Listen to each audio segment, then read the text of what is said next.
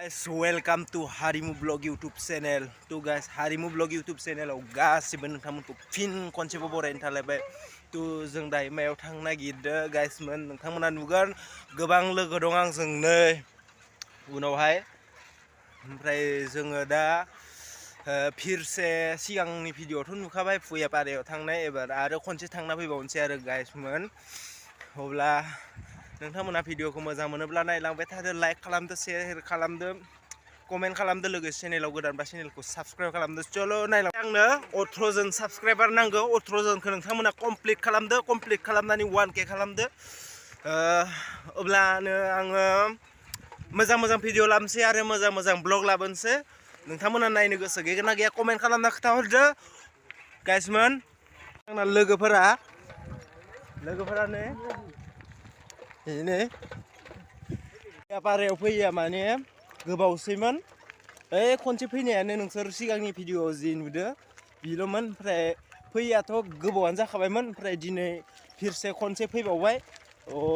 अब्ला नोंथांमोना भिडिअखौ नायलांबाय थादो। मा नुयो मा नुवा भुयापारायाव जायखिजाया बेरायनो थांसै। जोंबोथ' थांथाराखै, न'फोरा कमप्लिट जाबाय खोमा, ओमफ्राय मोजां जाजोब्बाय खोमा न'फोरा। दाथ' नुहुरनायावथ' हिटखौनो नुहुरदो समायना न'फोरखौ एकदमबारे। ओमफ्राय खाथियाव थांना नायबासो नुसिगोन आरो नोंसोरनो आं गासैखौबो फारि देखायलांबाय थागोन। नै फार्स्टनिफ्रायनो देखायलांगोन आं, माने न'निफ्रायनो देखायलांगोन, न' लुनायनिफ्रायनो। ओमफ्राय आंबोथ' फैफेरबाय थाया नालाय, फैयाबाबो खाथि जायगायालाय खाथिया जोंनि खाथि जायो। ओमफ्राय फैबाय थाया आरो फैनाया गोबावजों खनसे इदिल' फैयो। अब्ला गाइस आङो जायगा मोनफैबाय। ओमफ्राय नोंसोरनो आं दा देखायनो नाजानोसै माखौ देखायनांगौ। नोंथांमोना अब्ला भिडिअखौ जोबजासिम नायलांदो। आं दानिया नोंसोरनो देखायनोसै। चलो न' बानायदो नै गाइसमोन बेजोंबो। दिनै गेटआ खुला माथो। नै न'खौ बया पसन्द जायो आं। गेटखौबो हिट खालामखादो, नायदो हिट खालामदो।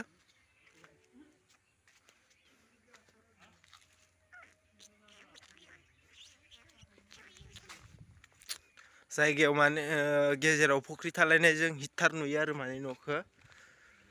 माबा न' इफोरबा तामसा हिट खालामदो एकदमबारे।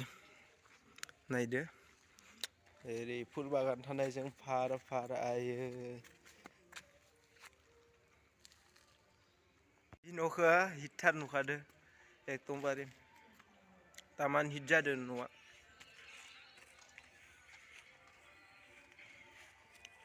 ओमफ्राय आं दा ओरै सिङाव हाबनानै देखायनो नागिरदों गासिबो। फै सिङाव हाबनानै देखायसिगोन आं। मा होनदों? फट' खेबजागोन। हिट जाखादो न'आ। वाव दंफांनिसो गाइसमोन न'आ। दंफांनि भिउखौ माबोरै नुखो नोंथांमोना कमेन्ट खालामना खोन्थाहर आंनो गोख्रैनो। ओमफ्राय जोङो दा हाबजेनबाय आरो गेटनिफ्राय हाबजेनबाय।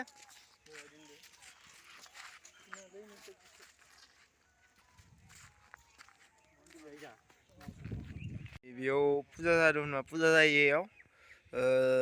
मायबा फुजा जायोमोन इयाव आं बावगारबाय।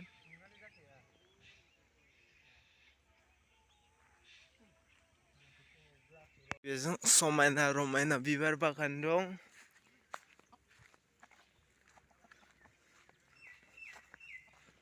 वाव मोसा खिथिनि आंसोरनो मोसा मै बारसिनलायनाय।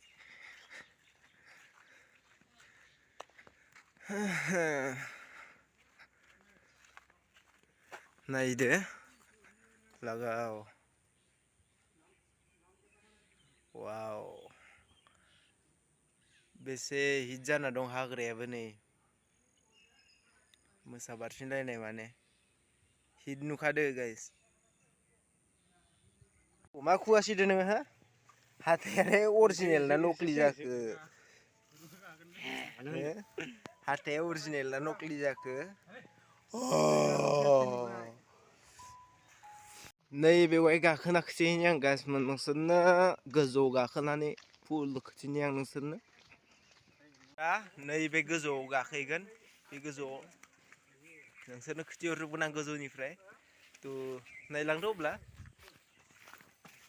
चलो चलो चलो चलो भागो भागो भागो गोजौथार गाइसमोन भागो भागो चलो चलो चलो चलो चलो चलो जल्दी जल्दी से गाइस वाओ चलो चलो चलो वाओ गाइस सुंदर देखता है सुंदर नाहर गोजौनिफ्राय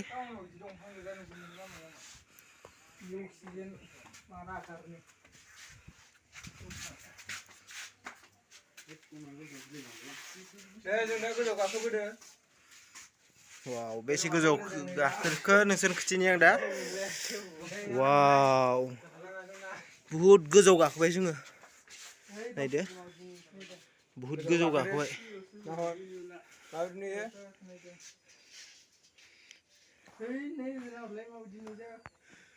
लेंलायबाय गाइस खान्थि गोजौ गाखोबोना नै लोगोफोरा नायदो आं नोंसोरनो बेखिनिखौनो देखायनो नागिरदों अब्ला भिडिअखौ मोजां मोनोब्ला लाइक खालामदो शेयार खालामदो लोगोसे चेनेलाव गोदानबाथाय चेनेलखौ साबस्क्राइब खालामना लादो दिनैनि भिडिअखौ बेखिनियावनो दोनथ'नाय जाबाय ओमफ्राय नेक्स्ट भिडिअआव लोगो मोनगोन गाइसमोन थाबैनो आंखौ आंनि चेनेलखौ माने 1K बानायना होदो आरो आंनो 18ल' नांसिगो 1K जानो अब्ला नोंथांमोना 1K कमप्लिट खालामदो